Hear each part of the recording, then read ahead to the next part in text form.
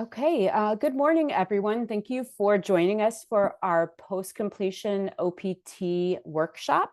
We are going to go ahead and start the presentation, and we will just ask that you, if you have any questions for now, if you could just place them in the chat or just hold on to them until we're finished. There will be plenty of time at the end to ask any questions that you might have. So for now, you can put questions in the chat, and then after we're done, you can either continue to chat, or you could open up your mic and talk directly to us as well. So my name is Angie. I'm the Director of International Student Services at Lewis, and I will be starting the presentation. And my colleagues Jay and Marcella are also with us from the ISGSS office, and they will also be presenting as well. You're welcome to reach out to any of us afterwards with any questions that you have about the OPT process, but this is step one. So I'm really happy to see everyone that's here and participating, because this is going to set you up very well to apply for OPT. Okay, we can go ahead. So OPT is optional practical training. I'm sure you all probably know what that is, but you might not know what it actually stands for. And it is a type of employment authorization that allows you as F1 students to obtain work experience in an area that's related to your academic major. So if you are an undergrad or graduate student, bachelor's, master's, or doctorate, you are entitled to 12 months of OPT at that level. If you happen to do like a second master's and you already use your OPT at your master's level, you may not use OPT again at the master's level, but you may use it at the doctoral level. So there is also STEM OPT, but we're not going to talk about that in this presentation. This is for people who are just finishing their program, getting ready to apply for OPT. Okay. So you are eligible for OPT if your F1 visa is still valid and your SEVP status is active. If you have been enrolled in a full course of study for at least one academic year, this is really important. That means we consider one academic year 2 full-time semesters. So normally that's fall and spring, or spring and fall. In some cases, it might include the summer if the student was enrolled full-time, but normally it's fall and spring. And then also, if you did participate in CPT, an internship during your program, if you did not exceed 12 months of full-time CPT, you are eligible for OPT. We always get the question, what if I did more than 12 months of part-time CPT? That's fine. You are in the clear that you are eligible for OPT if you did more than 12 months of part-time CPT. But if you exceed the 365 days of the full-time CPT, that's where you become ineligible for OPT. And also, in the case that you did pre-completion OPT, it's not usual that students, especially at Lewis, will do that. You are limited to 24 months of pre-completion OPT to be eligible for post-completion. There is what we call the 90-60-90 rule when it's associated with OPT. These are some numbers to become very familiar with if you haven't already been aware of them. So there are 90 days before your OPT or when your OPT application window is, 90 days before your degree completion date. So that's starting soon. That's why we're doing this workshop now, because your application window actually opens on February 22nd, 2025. That is 90 days before your program completion date, your degree completion. You can choose your start date from the end of your program. So your program, the completion date on your I-20, if you're graduating in May 2025, the I-20 ends May 23rd, 2025. So you can apply from February 22nd through your program end date, and then 60 days after that. So that's within the grace period that is allowed for students. So if you've heard of the 60-day grace period, you're also eligible to apply for OPT during that time. So you are eligible to apply. So submitting your application with the proper documentation and a new I-20 recommended by our office. You can't apply for OPT without a new I-20 from our office. You can apply anywhere from February 22nd through July 22nd of this year. So that is the application range. And then in terms of your start date, you can choose your start date anywhere from May 24th, which is the day after your program completion date, and 60 days after that, which would be up until July 22nd. It doesn't mean that you have to start your employment then, but you may not start employment until you receive your approval notice with that start date on there. So for example, let's say you're graduating on May 23rd, which most of you are probably if you're in this meeting, and you choose your start date to be May 24th. If you do that, you probably want to start applying for OPT in February so that you have enough time for that to get approved. The standard approval time for OPT has been between 2 and 3 months. I'm not sure what it's going to be at this point. It fluctuates different times of the year and with different,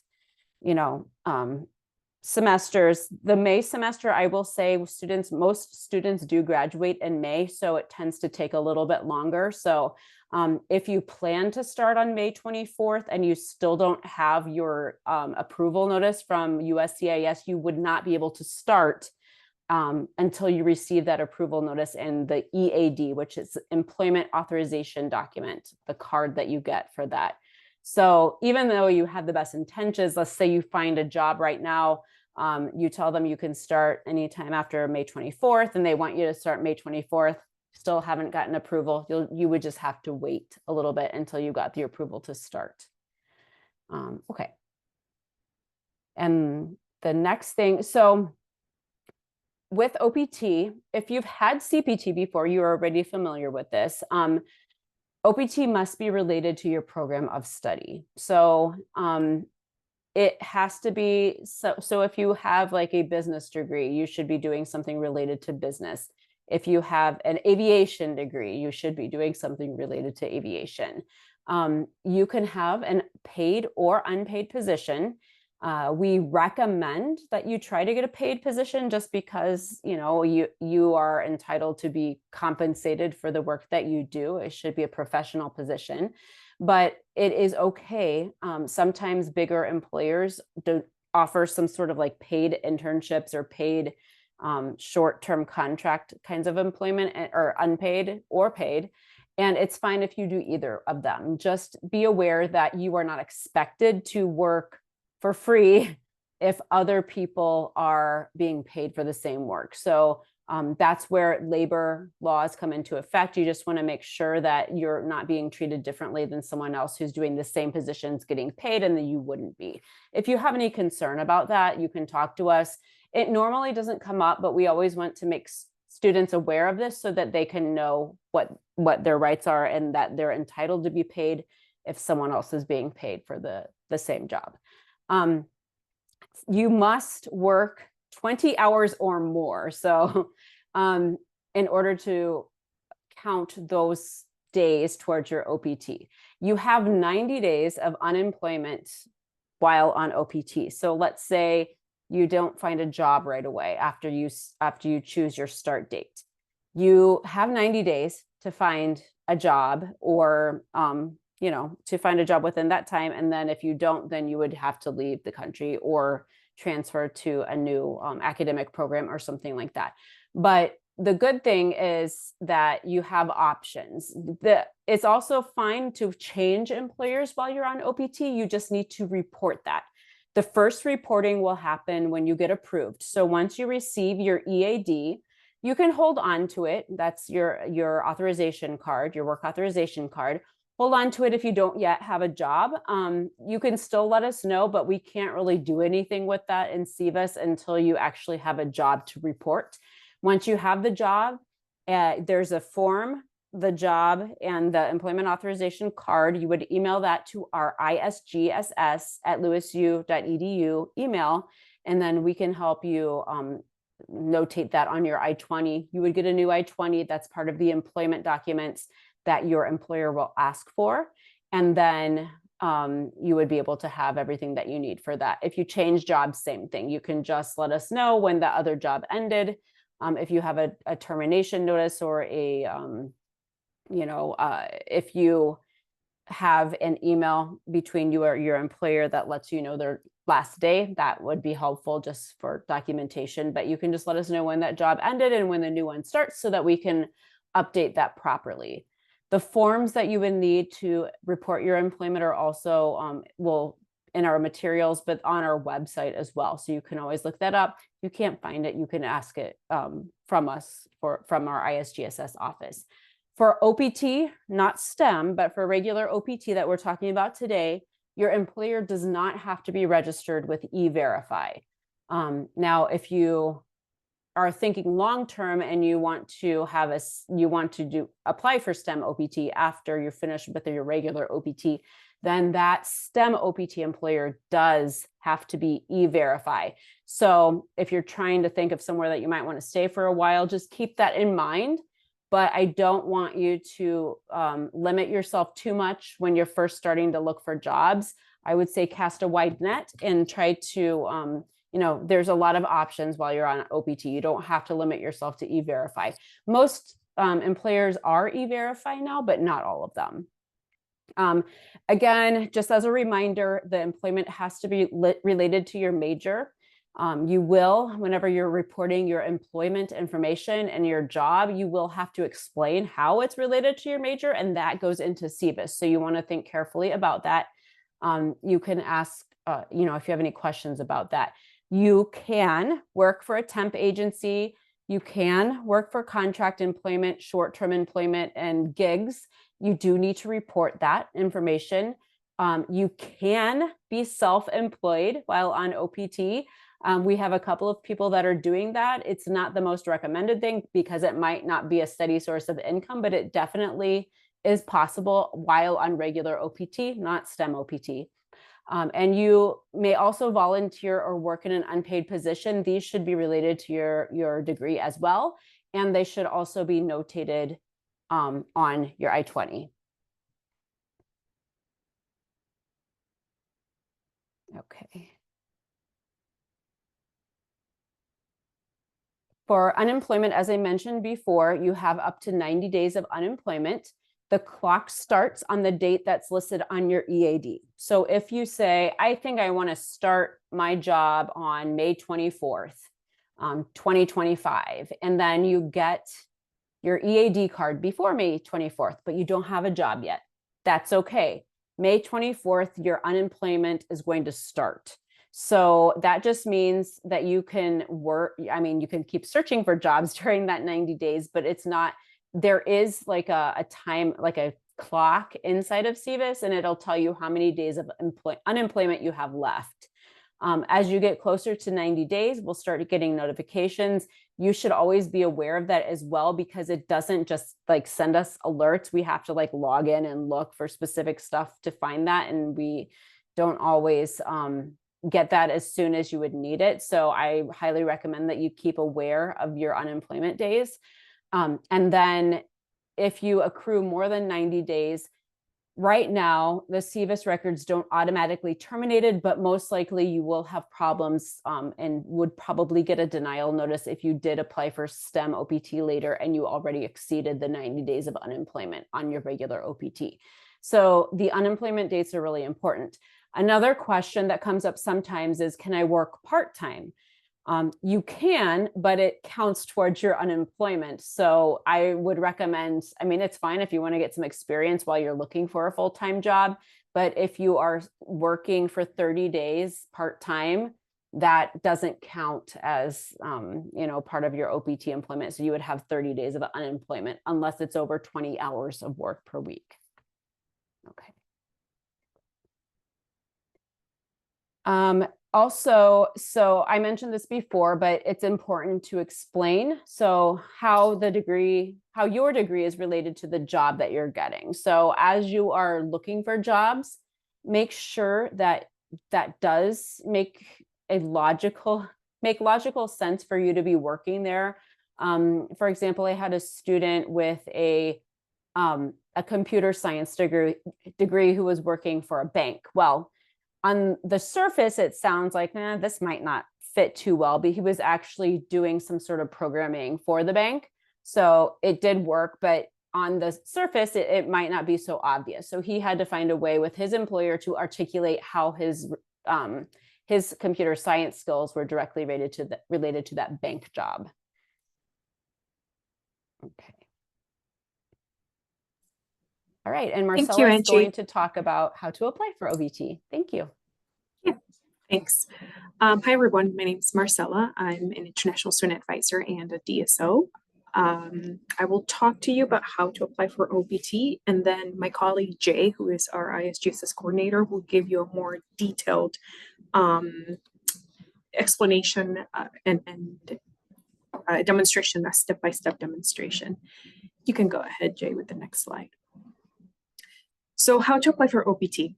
I will start by saying the most important note is you always want to make sure that you check in with our office first before submitting any kind of application to USCIS. You do not submit any payments or applications to USCIS until you receive a thumbs up, a green light from our office. Only after our office has reviewed necessary documents that we ask of you, then you can apply for OPT. I wanted to visually show you what an I-20 with no OPT recommendation looks like on the right, where it says in red, no recommendation on the I-20. You will see under employment authorizations, that place would be blank. Your current I-20s would probably look like this. No, not probably, definitely look like this. Whereas after you go through the process that I'm about to briefly explain to you, if you do have an OPT recommendation on your I-20, you will see the content on the right where it says with OPT recommendation on I-20, where the recommendation is clearly displayed and your employer information is also clearly displayed in the second section. So it's only after you get this I-20 with OPT recommendation that you can go ahead and apply through the USCIS website. You can choose to apply online, which is our recommendation, or you can apply through physical mail, but logically that will take a bit longer. Before receiving the I-20 with OPT recommendation from our office, as I already said, you must submit a packet of required documentation to our team, the ISGSS team, through isgss@lewisu.edu. You would submit basically a collection of documents in preferably as PDF files for our review. Next slide, please. So step number one, the first step would be for you to fill out the OPT Academic Advisor Recommendation Form. This is, I will show you what that form looks like, but that is your very first step to connect with your advisor and start discussing OPT with them. It must be signed and endorsed by your academic advisor. The form looks like this, 2 sections. The first one, it's your section that you're supposed to fill out and sign. The second section, it's your academic advisor. Our team will share this presentation with you. So a lot of these links, they will be live, so you can directly go to these sections, you know, just to make it more convenient for you. Next slide. Step number 2, you will go to the USCIS website, also listed on here, and create a USCIS online account. If you already have done that, great. But if those of you who have not, you will go to the USCIS website, create an online account, and we suggest you use a personal email address as opposed to your Lewis email address.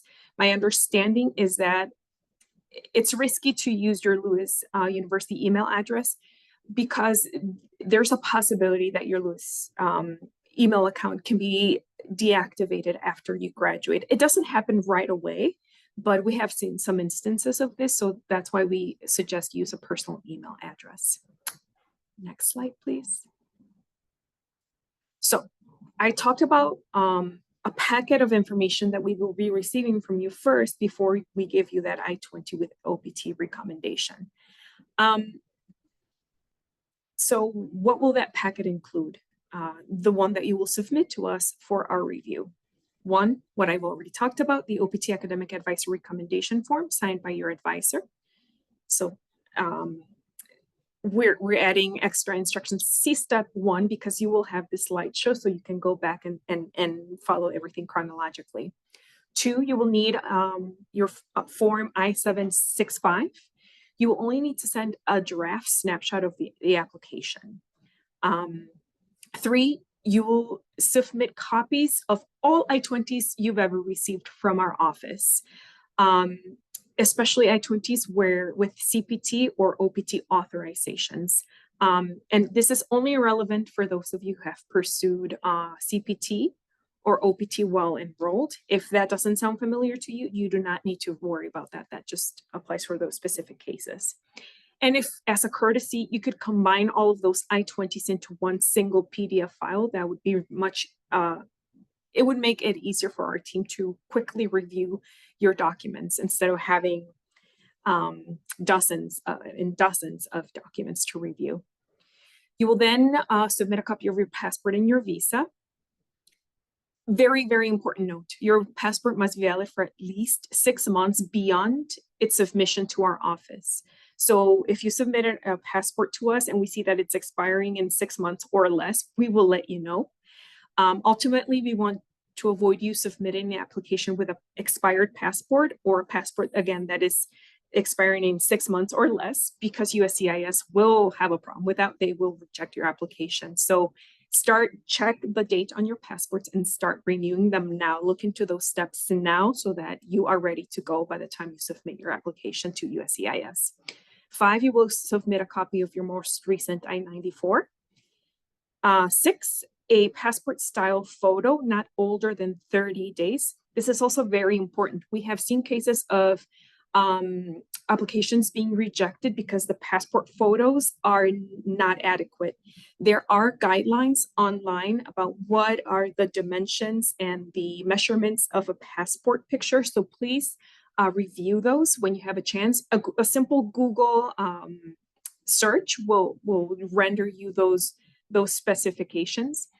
If the picture is blurry, or again, outside of those dimensions, your application may be rejected, or you could receive an RFE, a request for evidence, if I'm not mistaken. And 7, you will need your EAD card only if you have had an EAD card before. So next slide. So step number 4, ISGSS, after you submit all of these documents, will review your documents and let you know if any changes or updates are needed.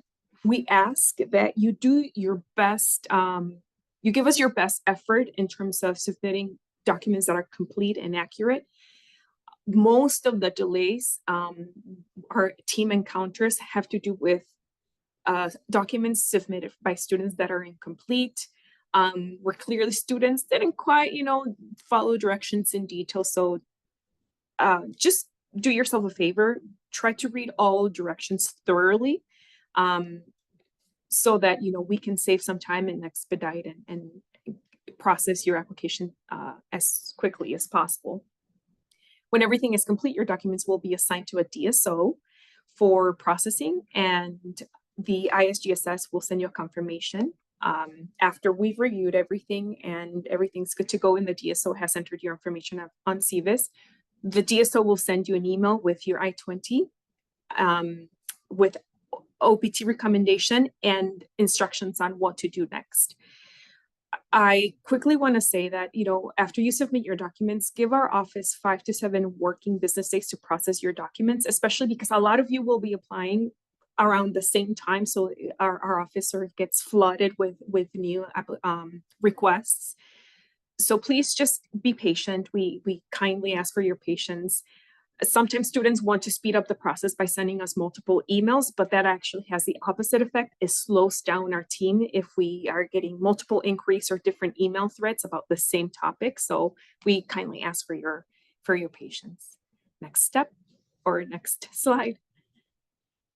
Step 5, after receiving your I-20 with recommendation from our team, from a DSO, it could be from me, from Angie, and our other DSOs, you will then go ahead and print your I-20. Note, your I-20 will have to be signed by the DSO. If for some reason we send you an I-20, mistakes happen, we're human, and you don't see our signature on there, even though it does have the OPT recommendation, let us know so that we can sign it. After that, you can print it and you will have to hand sign it with ink. That is the only signature of yours as a student that will need to be hand written and in ink. You will scan and add your signed I-20 with OPT recommendation under the I-20 Certificate of Eligibility for Non-Immigrant Student Status section of your application. If everything is complete, you can then go ahead and pay and submit your application. That is the point where you pay and submit. Unfortunately, sometimes have students who submit applications without the correct I-20 or even without an I-20, and that creates a lot of issues for them and places them on unnecessary limbos. That gives them a lot of anxiety. So try not to do that to yourself and follow these directions so the process goes smoothly for you.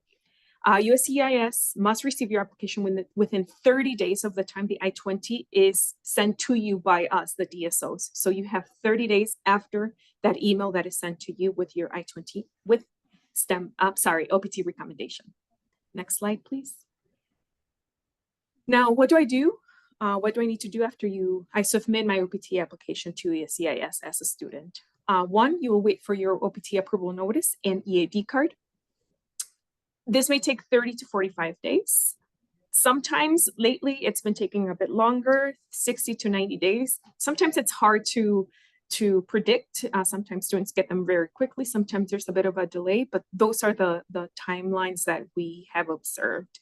Two, after receiving your EAD card, you will, you're not done yet. After you receive your EAD card, you will then have to email us again, fill out that OPT employer form again, because like this is the second process, the one that I showed you earlier, but it is a simpler process. You will then submit a copy of EAD card, submit a copy of your OPT offer letter if you have one, and submit a copy of your form I-797 notice of action for employment authorization. Three, our office will issue you an updated DSO signed I-20 with an approved OPT employment update listing, your new employer information. And that takes us, that's a bit of a quicker process. It could take us anywhere from 3 to 5 business days upon receiving that approval email. Next slide, please. Just a few quick reminders. If you are still an F1 student, even though you're doing OPT. Yes, you're graduating. You're technically not a student, but you're still an F1 student in the eyes of the federal government. So that's why we continue this relationship with you.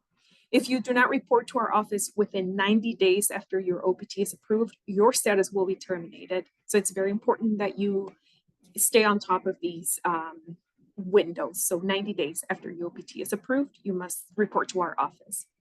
If you do not secure employment within 90 days of your approved OPT, you may remain in the US for only 60 additional days. That is a 60-day grace period. Next slide, please. And I believe you can take over this section. Yep, no problem. Thank you, Marcella. Thank you. Okay. So I'm sure all of you are aware of SEVP and SEVIS. So SEVIS is where we print your I-20s and send them to you. But basically, SEVP and SEVIS are not the same thing. So there's a SEVP portal. You are not able to access SEVIS itself. So the SEVP portal, in terms of reporting your OPT, sometimes speaks to SEVIS, sometimes it does not. So that's why we ask you to make sure that the information is going directly into SEVIS, which is where it matters. That's the government database that issues your I-20, that keeps all of your information updated. Instead of reporting, you do have the ability to report your employment through the SEVP portal, but it is better. And what Lewis policy is for students to report it directly to our ISGSS office, so we could put it in there for you. Another thing that you could do is you enter it and then you ask us to double check and make sure it's there. You're welcome to do that as well. But it's always just more streamlined, I think, if you just contact our office so we can make sure it looks good in there. And also, if we go in there, we can notice some things that might look off. So every once in a while, a student's record will get terminated for no reason, and it's just kind of like a technical glitch. you didn't do anything wrong. But if we go into your record, we're like, what happened here? So we can talk you through that. We could ask for a data fix and they'll fix it for us. So every once in a while we'll see that. So it's always nice to reach out to us so we can actually go into your SEVP record and look and make sure everything looks good in there. If you do not have your OPT approved yet, you can't access the portal. You'll get the ability to do that once your OPT is approved. And then when it is approved, you'll receive an email notice that includes a link to that SEVP portal registration. Again, and it's highlighted here, you'll receive these slides later for your reference, but our requirement as an institution at Lewis is for you to report any updates or initial employment to us. So sometimes students get their EAD card and they get their job and they never report it to us. And what happens is their SEVP record will just auto terminate because there's no employment in there. So it's extremely important that you do report this information to us so that you don't fall out of status inadvertently. I will say if it does happen and you do have proof that you are employed and you were employed for those days, it's usually fixable. But we don't want to go there because it's just, it adds an additional amount of stress to you that is not necessary. Next slide, please. Another thing about OPT. So while OPT is pending, we do not recommend that you travel. The reason is if you don't have your approval, there's a chance that you could get denied for OPT. If you leave the US and you try to re-enter and you don't have that approval, you could potentially be denied entry and you would have to return to your home country or outside of the US. If you have your approval, there's no reason for you not to be allowed entry unless you have some sort of, other reason why you're not being let into the country. But we highly recommend that you do not travel while your OPT is pending. Now, when it's approved, you may travel, but it's best to have a job already and have that reported and entered on your OPT I-20, and you can carry that with you when you travel. It's also fine to travel without a job, but it's better. It's easy to give the border security the information that they need. If you say, yes, I'm employed, it's on my I-20 and here's my offer letter, then it is like, no, I might have a job, but I don't have it yet. I still have whatever 90 days of unemployment or whatever it be. As you can imagine, you'll probably end up being fine, but you might have additional questioning. You might be pulled into another questioning area. So to avoid the extra questioning, it's best to travel when you already have a job, when you have the EAD card. If you do, just like any travel signature, make sure that you contact us and request a travel signature at least 2 weeks before your travel date. So bring your passport and visa or copies of it. Obviously, you don't have to bring the actual one.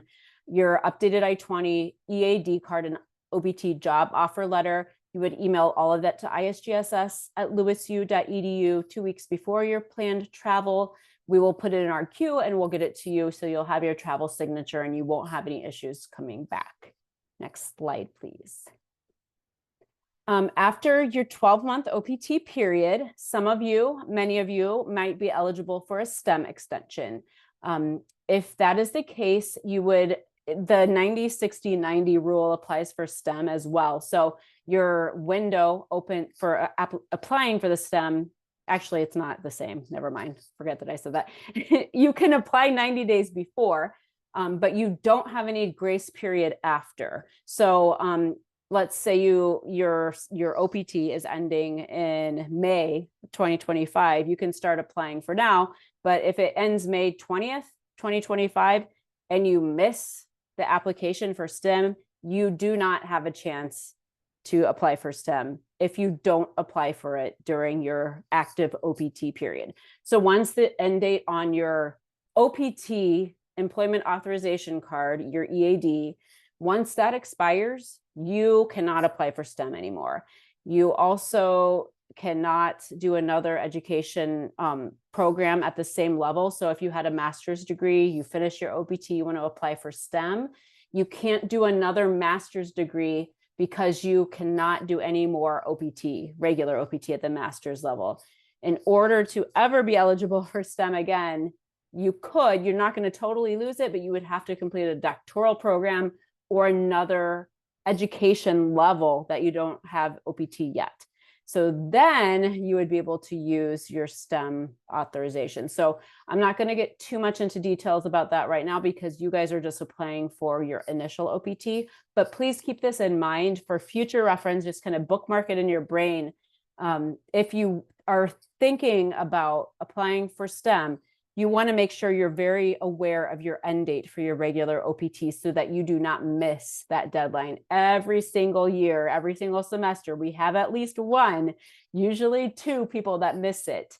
And there is nothing, absolutely nothing we can do after they miss it. So they just, they have to leave the US or they have to, do their other options, but they lose their STEM for that level.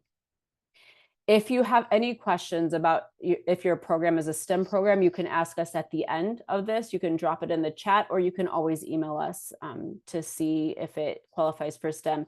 If you are a graduate student, most likely, I'd say 90%, I think, or more of you are eligible for STEM. If you are an undergraduate student, that's a little bit more complicated, but we do have some STEM degrees that are undergraduate. So please let us know if you have any question and we can let for that. Next slide, please. That is all for this section. So I am going to stop. Actually,